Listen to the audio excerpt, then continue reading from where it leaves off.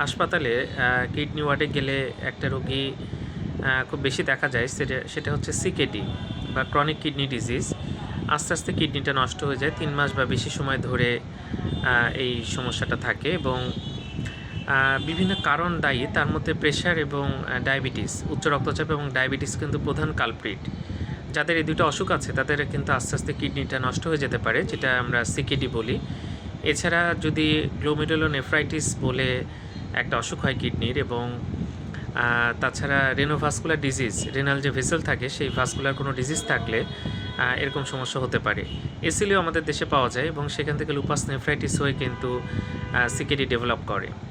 এছাড়া interstitial disease বলে disease আছে, যেটা ড্রাগস রিলেটেড। বিভিন্ন ড্রাগস খেলে কিন্তু ইন্টারস্টিশিয়াল রেনাল ডিজিজ হয় এবং সেখান থেকে কিন্তু সিকেডি হতে পারে।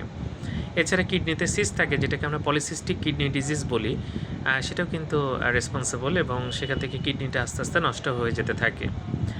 একটা বিষয় উল্লেখযোগ্য, কিডনির একটা বিশেষ অনেক অংশ নষ্ট না হয়ে গেলে কিন্তু কোনো সিমটম থাকে না, এবং আস্তে আস্তে এই ক্ষতিটা হয়ে শরীরে যখন কিডনির 12টা বেজে যায় তখন কিন্তু সিমটমগুলো আসে। এজন্য সবারই উচিত প্রতি বছর একবার হলেও কিডনি পরীক্ষা করা, কারণ আপনার কিডনি অনেক দূর নষ্ট না হয়ে গেলে আপনি বুঝতেই পারবেন না যে আপনার কিডনির অসুখ হয়েছে। তাই সবার সচেতনতা দরকার। ধন্যবাদ সবাইকে।